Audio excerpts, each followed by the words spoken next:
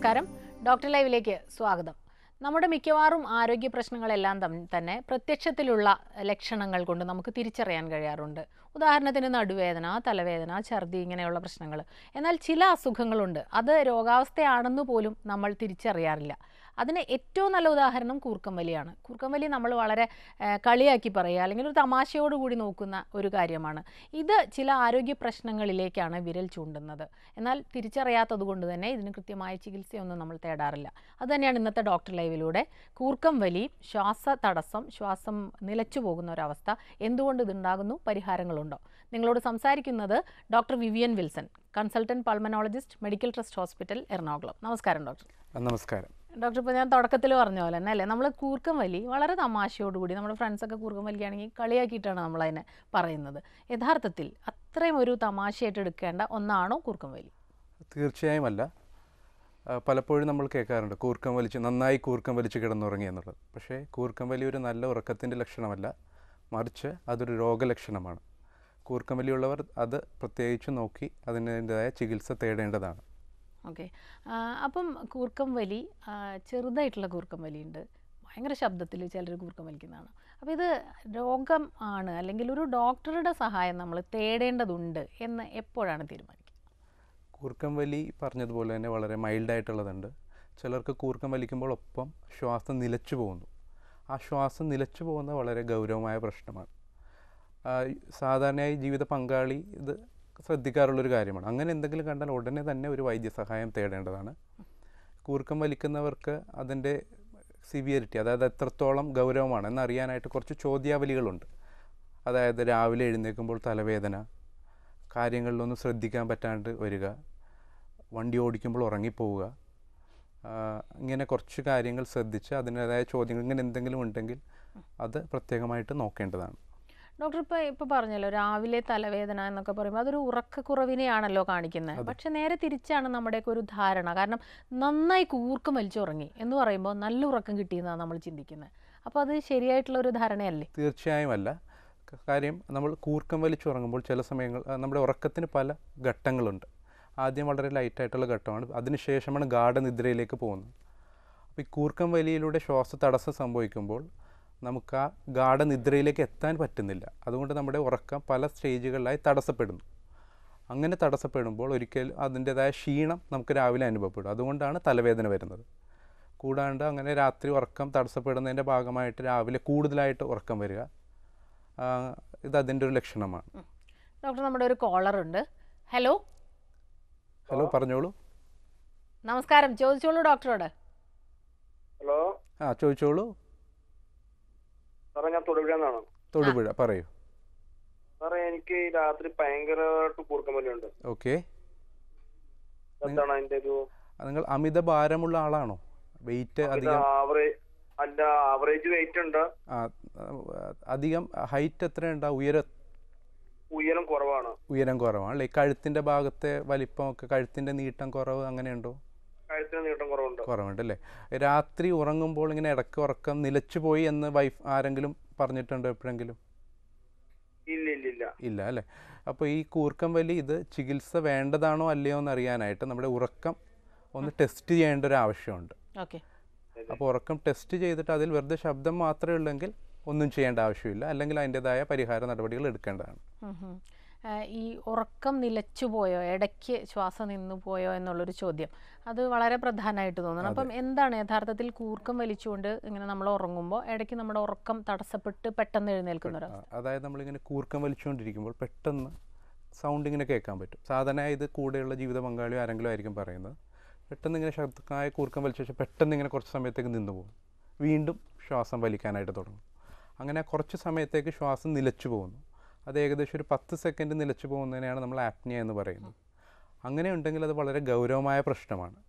അത് അങ്ങനെ ഉണ്ടെങ്കിൽ ഒരു ഉറക്കം വലിയുടേതായ ഒരു ടെസ്റ്റ് ഉണ്ട്, അത് ചെയ്ത് നോക്കി എത്രത്തോളം അങ്ങനെ ഒരു മണിക്കൂറിൽ സംഭവിക്കുന്നുണ്ടെന്ന് അറിഞ്ഞിട്ട് അതിൻ്റെതായ ചികിത്സ ചെയ്യേണ്ടതാണ്. പലപ്പോഴും ശ്വാസവുമായിട്ട് ബന്ധപ്പെട്ട് നമ്മൾ കൂർക്കം വലിയെ കുറിച്ച് ചിന്തിക്കാറില്ല എന്നുള്ളതാണ് ഒരു സത്യം അല്ലേ? അപ്പം ശ്വാസവുമായിട്ട് അല്ലെങ്കിൽ ശ്വാസകോശവുമായിട്ട് എത്രത്തോളം ഇത് ബന്ധപ്പെട്ടിരിക്കും? ശ്വാസകോശത്തെക്കാൾ ഇപ്പോൾ നമ്മൾ ശ്വാസം എടുക്കുന്നത് ആദ്യം മൂക്കിലൂടെ വായു പോകുന്നു, പിന്നെ വായയുടെ പുറകിലുള്ള ഭാഗം അങ്ങനെ താഴേക്ക് പോയിട്ടാണ് ശ്വാസകോശത്തിലേക്ക് എത്തുന്നത്. സാധാരണഗതിയിൽ അമിതഭാരമുള്ളവർക്കാണ് ഈ കൂർക്കം വലി കാണുന്നത്. ശരീരത്തിൽ ബാക്കിയുള്ളിടത്തെല്ലാം കൊഴുപ്പടിയുന്ന പോലെ തൊണ്ടയുടെ പുറകു ഭാഗം, മൂക്കിൻ്റെ പുറകു ഭാഗം, ഈ ഭാഗങ്ങളിൽ കൊഴുപ്പടിയുന്ന മൂലം ശ്വാസം പോകാനുള്ള മാർഗം ചെറുതായി പോകുന്നു. ശ്വാസം എടുക്കുമ്പോൾ ആ ശ്വാസഭിത്തികൾ നന്നായിട്ട് വൈബ്രേറ്റ് ചെയ്യുന്നതിൻ്റെ ഭാഗമായിട്ടാണ് ഈ ശബ്ദം ഉണ്ടാകുന്നത്.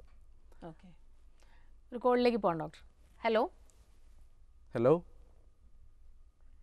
നമസ്കാരം, ഡോക്ടറോട് സംസാരിച്ചോളൂ. ഹലോ ഡോക്ടർ, ആ കോളിൽ എന്തോ തടസ്സം പറയുന്നു. കേൾക്കുന്നുണ്ടോ? ചോദിച്ചോളൂ പറഞ്ഞോളൂ പറഞ്ഞോളൂ. ഡോക്ടർ, ശ്വാസകോശം ചെറുതാവുന്നതുകൊണ്ട് ഈ കൂർക്കം വലി ഉണ്ടാവുമോ?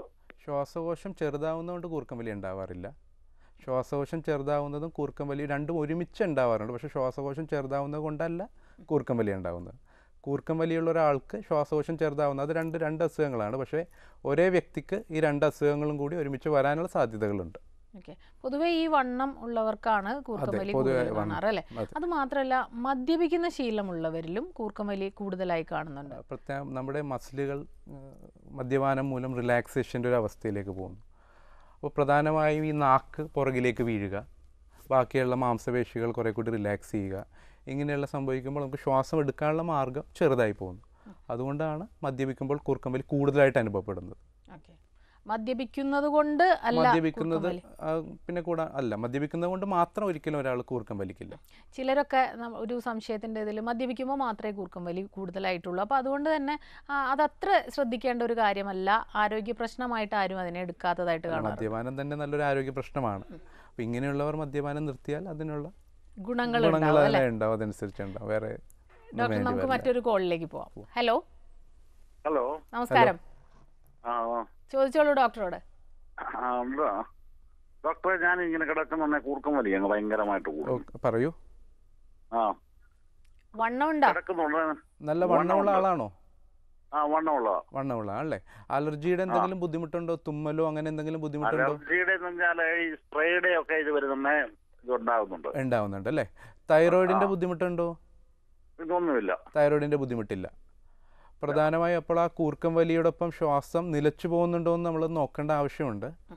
ഒപ്പം നമ്മളൊരു അല്ല, അത് നമുക്കത് അറിയാൻ പറ്റില്ല. ഉറക്കത്തിൽ സംഭവിക്കുന്നതുകൊണ്ട് നമുക്കത് അറിയാൻ പറ്റില്ല. അപ്പോൾ അതിൻ്റെതായ ഒരു ടെസ്റ്റ് ഒന്ന് ചെയ്ത് നോക്കുക. ടെസ്റ്റ് ചെയ്ത് നോക്കിയിട്ട് കൂർക്കം വലി മാത്രമേ ഉള്ളെങ്കിൽ പേടിക്കേണ്ട കാര്യമില്ല. ശ്വാസം നിലച്ചു പോകുന്നുണ്ടെങ്കിൽ അതിൻ്റെതായ ട്രീറ്റ്മെൻറ്റ് എടുക്കേണ്ടതാണ്. ഓക്കെ ഡോക്ടർ, നമുക്കൊരു ഇടവേളയ്ക്ക് ശേഷം തിരികെ വരാം. ഡോക്ടർ ലൈവിൽ ഒരു ഇടവേള.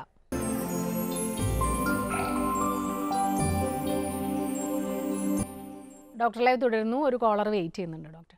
ഹലോ ഹലോ ഹലോ, ചോദിച്ചോളൂ ഡോക്ടറോട്. ഹലോ ഡോക്ടർ, പറഞ്ഞോളൂ. ഞാൻ എൻ്റെ മോൻ്റെ ആവശ്യത്തിന് വേണ്ടി വിളിക്കുന്നത്. പറയൂ. മോന് ഒരു 8 വയസ്സാണ് പ്രായം. പറയൂ. അപ്പോൾ മോൻ വൈകുന്നേരം കിടക്കുമ്പോഴൊന്നും ഒരു പ്രശ്നങ്ങളില്ല. ഓക്കെ. അപ്പൊ ഒരു പുലർച്ചെ ആവുമ്പോ അവന് മൂക്കുച്ച് ഒരു അടപ്പ് പോലെ, ഒരു ശ്വാസതടസ്സം പോലെ. ഓക്കെ. അപ്പം വായിൽ കൂടിയാണ് ശ്വസിക്കുന്നത്. വാ തുറന്നു കിടന്നിട്ടാണ് ശ്വസിക്കുന്നത്. അതാണ് പുലർച്ചെ ആകുമ്പോഴും അതുപോലെ കുറച്ചു നേരം കഴിയുമ്പോ.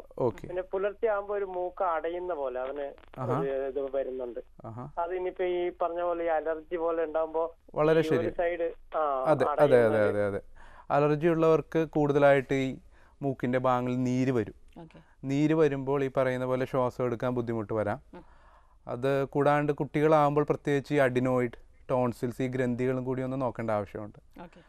അതൊരു വിദഗ്ധനായ ENT ഡോക്ടറെ ഒന്ന് കാണുകയോ അല്ലെങ്കിൽ ഒരു ശ്വാസകോശ ഡോക്ടറെ കാണുകയോ ചെയ്തു കഴിഞ്ഞാൽ അത് വ്യക്തമായി നോക്കിയിട്ട് അതിൻ്റെതായ സ്പ്രേ, മൂക്കിലടിക്കാവുന്ന സ്പ്രേ, അങ്ങനെ വളരെ ലൈറ്റായിട്ടുള്ള മാർഗങ്ങളുള്ളതാണ്. അടുത്തൊരു കോളിലേക്ക് പോകാം ഡോക്ടർ. ഹലോ നമസ്കാരം, ചോദിച്ചോളൂ ഡോക്ടറോട്. ഹലോ, ഞാൻ ഒരു കുട്ടിയുടെ കാര്യം വേണ്ടി വിളിക്കുന്നത്. പെൺകുട്ടി 8 വയസ്സ്. ഓക്കെ, പറയൂ.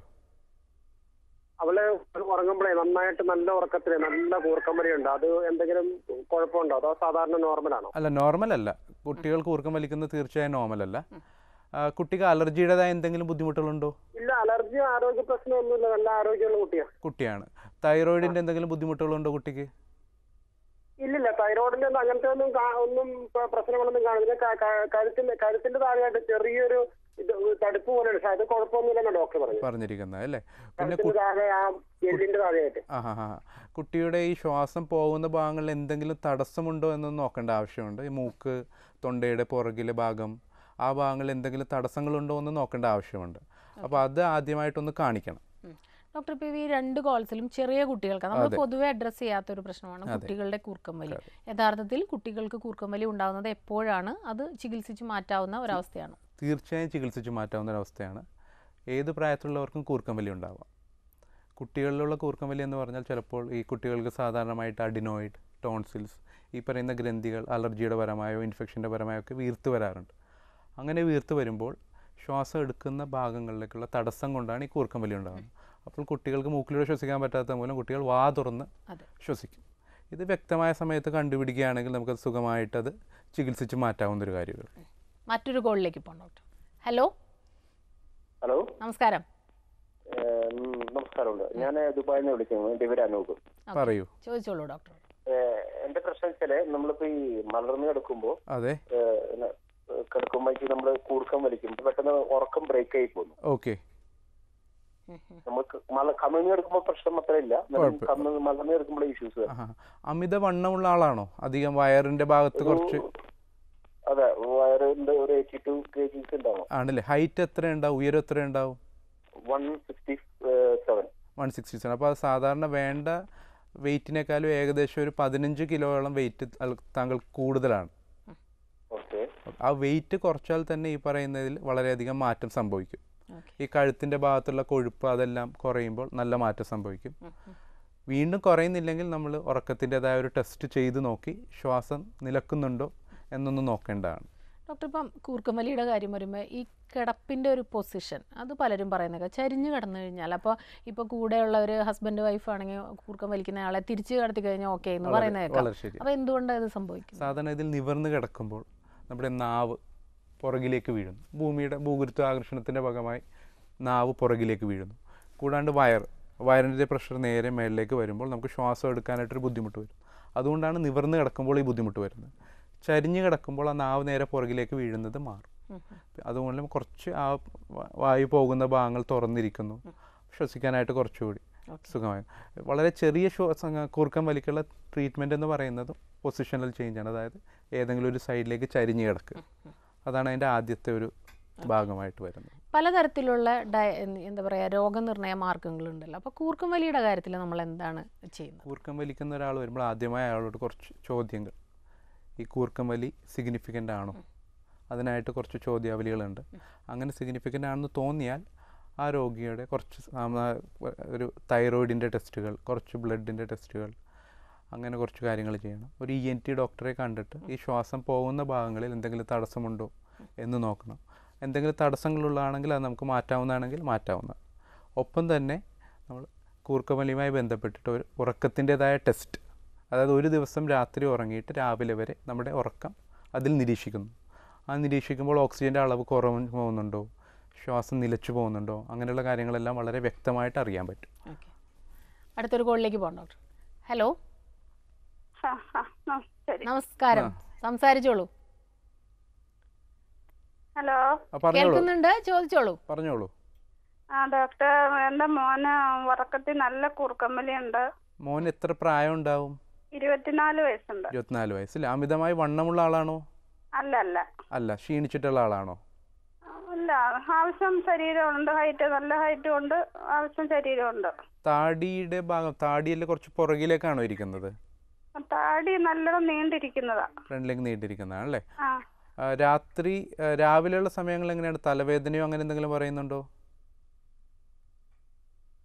തലവേദന അങ്ങനെ എപ്പോഴും ഇല്ല, ചിലപ്പോഴൊക്കെ പറയുന്നുണ്ട് അല്ലേ. അങ്ങനെയാണെങ്കിൽ ഒന്ന് ആളെ നോക്കിയിട്ട് ആ കൂർക്കം വലിയുടെ ഒപ്പം ശ്വാസം നിലച്ചു പോകുന്നുണ്ടോ എന്ന് നോക്കേണ്ട ആവശ്യമുണ്ട്. അലർജിയുടെ എന്തെങ്കിലും ബുദ്ധിമുട്ടുണ്ടോ? ഇല്ല. തുമ്മല് നിർത്താതെ, മൂക്കൊലിപ്പ്, അങ്ങനെ എന്തെങ്കിലും? തുമ്മലില്ല. തുടർച്ചയായ മൂക്കൊലിപ്പ്, പൊടിയടിച്ചു കഴിയുമ്പോഴൊക്കെ തുടർച്ചയായിട്ട് മൂക്കൊലിപ്പ്? ഇല്ല. തുമ്മല്, പനി വരുമ്പോ ജലദോഷമൊക്കെ മിക്കവാറും വരാറുണ്ട്. ഓക്കെ, അത് ആ ഒരു ഭാഗം കൂടി ഒന്ന് നോക്കേണ്ടതാണ്.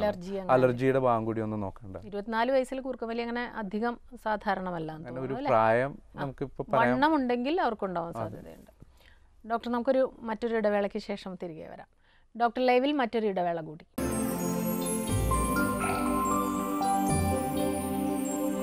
ഡോക്ടർ ലൈവ് തുടരുന്നു. ഒരു കോളർ വെയിറ്റ് ചെയ്യുന്നുണ്ട് നമ്മൾ.